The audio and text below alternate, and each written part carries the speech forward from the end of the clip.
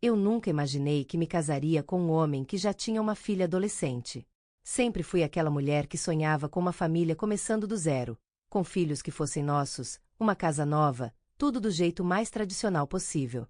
Mas a vida tem um senso de humor próprio, e foi assim que conheci o Marcelo, um homem 10 anos mais velho do que eu, com um sorriso calmo e um jeito de quem já tinha enfrentado muita coisa. A gente se conheceu em um congresso em Belo Horizonte. Ele era engenheiro civil, e eu trabalhava no setor de marketing de uma construtora. Conversamos por acaso durante um coffee break, e, quando percebi, já estava completamente encantada. Ele falava de forma tranquila, madura, diferente dos homens que eu conhecia até então. Depois de alguns meses, começamos a namorar. Tudo parecia leve, até o dia em que ele me contou que tinha uma filha de 14 anos, a Clara, fruto de seu primeiro casamento com a Patrícia. Ele disse que as coisas entre eles tinham acabado em paz, mas que a filha era muito próxima da mãe e ainda não aceitava a separação. Confesso que aquilo me assustou um pouco, mas o amor falou mais alto. Eu quero conhecer ela, eu disse a ele. E assim foi marcado o primeiro encontro. Lembro como se fosse ontem, uma tarde de domingo, em um restaurante tranquilo em Savassi. Marcelo parecia nervoso, e eu tentava disfarçar o frio na barriga. Quando Clara chegou, vi uma menina linda, cabelo castanho escuro, olhar inteligente e distante. Ela me cumprimentou com um aceno frio e ficou o resto do almoço olhando o celular. Tentei puxar assunto, perguntei sobre a escola, sobre as matérias favoritas, mas ela respondeu com monossílabos. No fim, quando o pai foi pagar a conta, ela olhou para mim e disse, num tom quase cortante: "Você não precisa fingir que gosta de mim. Eu sei que você só quer ficar com ele." Aquela frase me atingiu como um soco. Eu não sabia o que responder. Marcelo voltou, e eu apenas sorri, fingindo que estava tudo bem. Mas dentro de mim, algo já tinha mudado. Naquela noite, enquanto voltávamos para casa, ele tentou se justificar, dizendo que Clara era difícil e que ainda estava processando o divórcio. Eu concordei, mas, no fundo, senti medo. Medo de que ela nunca me aceitasse. Mesmo assim, eu me prometi uma coisa: eu ia fazer dar certo.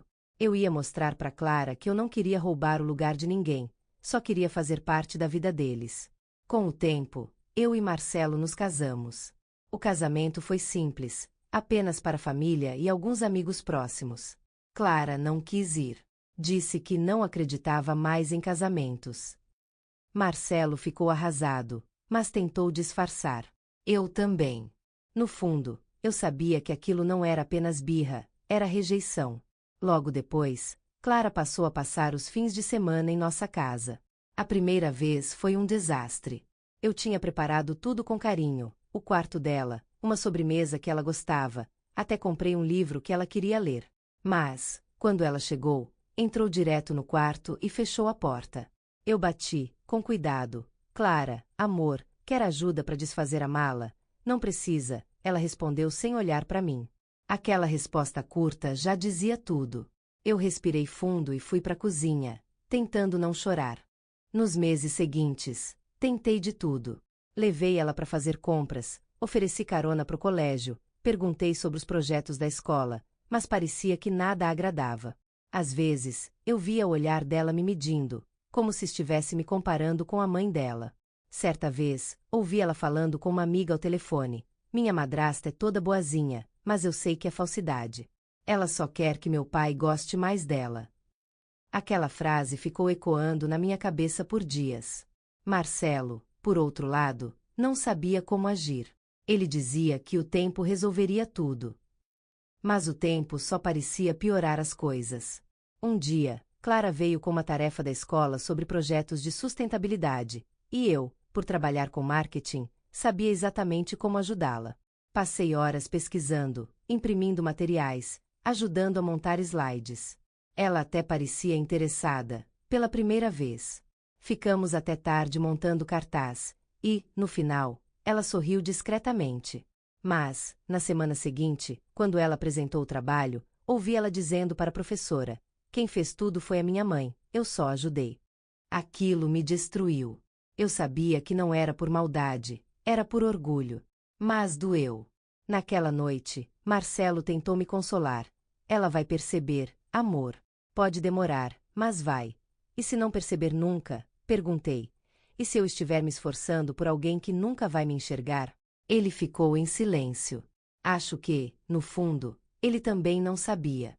Apesar de tudo, eu não conseguia desistir. Eu via em Clara uma menina perdida, confusa, machucada. E, mesmo que ela me odiasse, eu queria ser alguém em quem ela pudesse confiar um dia. Porque o amor, às vezes, é insistente. E eu escolhi insistir. Os anos foram passando, e a convivência com Clara se tornou uma rotina silenciosa. Ela já tinha 17 anos, estava no último ano do ensino médio, e praticamente não falava comigo. Só o necessário.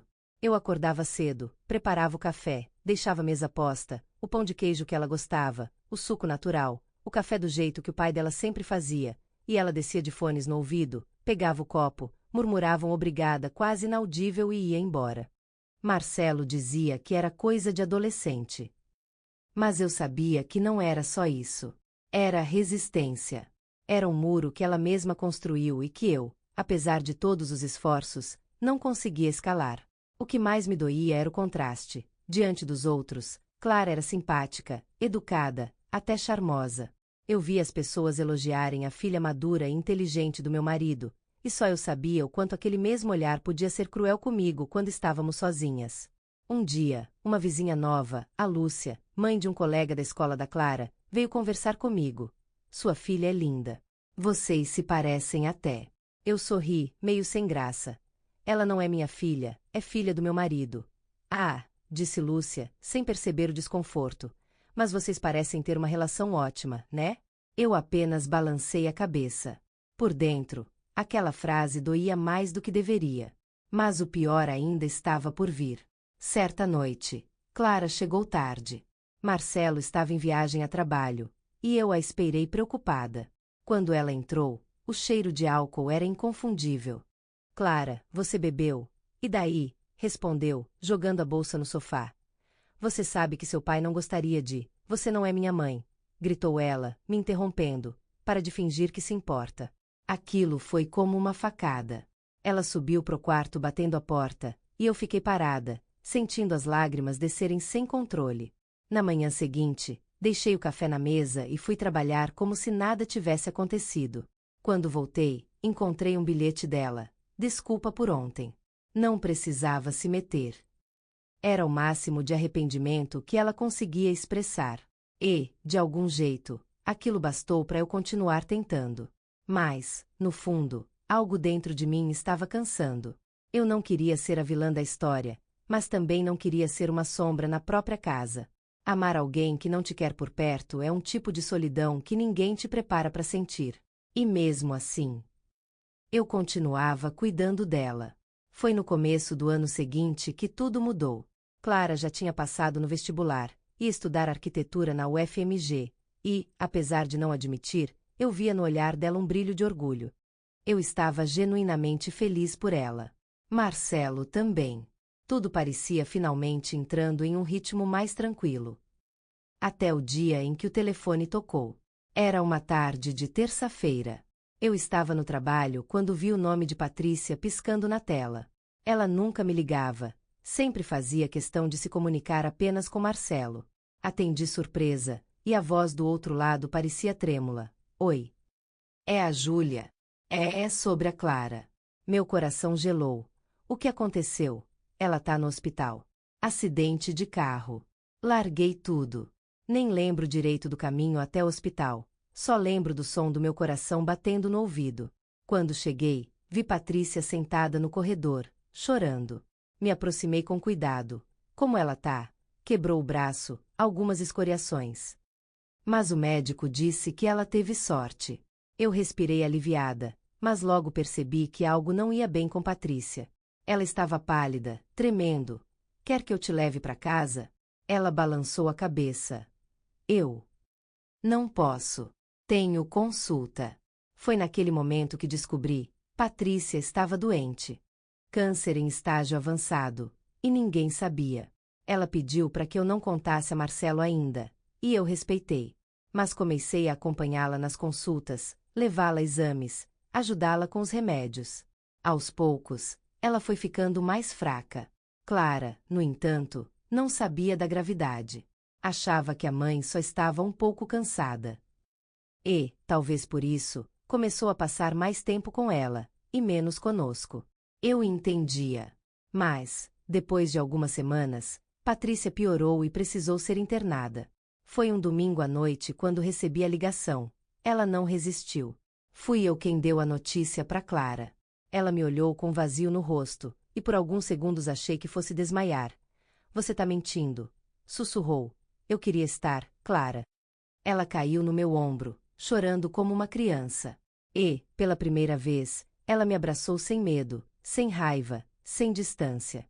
Nos dias seguintes, eu cuidei de tudo: enterro, papéis, médicos, roupas, comida. Marcelo estava destruído por ver a filha assim, e eu fiz o que sempre fiz: segurei a casa inteira nas mãos. Clara ficou semanas sem falar muito. Eu a levava às consultas com psicólogo, cozinhava o que ela conseguia comer, deixava recadinhos no espelho: você é forte. Sua mãe teria orgulho. E um dia, voltando do mercado, encontrei um bilhete no meu quarto: obrigada por não desistir de mim. Chorei como há muito tempo não chorava. A partir dali, algo começou a mudar entre nós. Ela ainda era reservada, ainda sofria, mas havia um carinho silencioso que antes não existia. Um olhar que dizia: eu sei o que você fez por mim. Às vezes, o amor nasce do luto, quando a dor obriga dois corações a se reconhecerem pela primeira vez. Depois que Patrícia se foi, o tempo pareceu andar diferente. As semanas viraram meses, e a casa, antes tão cheia de tensão, agora era um lugar mais calmo, triste, sim, mas sereno. Clara começou a retomar aos poucos a rotina. Voltou à faculdade, fez novas amizades e, surpreendentemente, começou a conversar comigo sobre pequenas coisas: o curso, as provas, até sobre o cabelo que queria pintar. No início, eu ficava meio sem saber como reagir. Era estranho ouvi-la falar comigo com tanta naturalidade, depois de tantos anos de distância. Mas, aos poucos, deixei o medo de lado e apenas vivi aquele novo momento. Lembro bem do primeiro abraço de verdade. Ela chegou em casa, jogou a mochila no sofá e disse: Tia Júlia. Ela ainda me chamava assim, mesmo depois de tantos anos: você pode me ajudar com um projeto? Claro, amor. O que é? É um trabalho sobre arquitetura afetiva. Sobre espaços que guardam memórias. Ficamos horas conversando. Ela queria escrever sobre a casa da infância e, em determinado momento, disse: acho que agora entendo o que a mamãe queria dizer quando falava que lar é onde alguém cuida de você. Olhou para mim e sorriu. Obrigada por cuidar de mim. Mesmo quando eu não queria. Aquela frase foi simples, mas carregava tudo o que eu precisei ouvir durante anos. Com o tempo, Clara começou a chamar Marcelo de pai de novo, com mais carinho, e, sem perceber, começou a me chamar de mãe nas conversas com os amigos. A primeira vez que eu vi, meu coração quase parou. Ela nem notou, foi natural, como se já estivesse resolvido dentro dela. Hoje, ela tem 24 anos, trabalha em um escritório de arquitetura em Belo Horizonte e mora perto de nós. Ainda vem aos domingos pro almoço. Às vezes traz flores, às vezes só o sorriso. Outro dia, ao se despedir, me abraçou e disse: sabe, mãe, se eu pudesse voltar no tempo, teria te conhecido de coração aberto. Você não é a mulher que roubou meu pai. Foi você que me devolveu ele. E eu chorei. Não de tristeza, mas de alívio. Porque, depois de tantos anos tentando provar meu amor, percebi que não precisava mais. Ela sabia. O amor, às vezes, demora para nascer. Às vezes vem disfarçado de raiva, de rejeição, de silêncio. Mas quando finalmente floresce, ele é mais forte do que tudo que veio antes. E é por isso que, quando alguém me pergunta se vale a pena amar quem te rejeita, eu sempre digo: vale, sim. Porque um dia, o silêncio vira abraço. E o que antes era dor, vira família.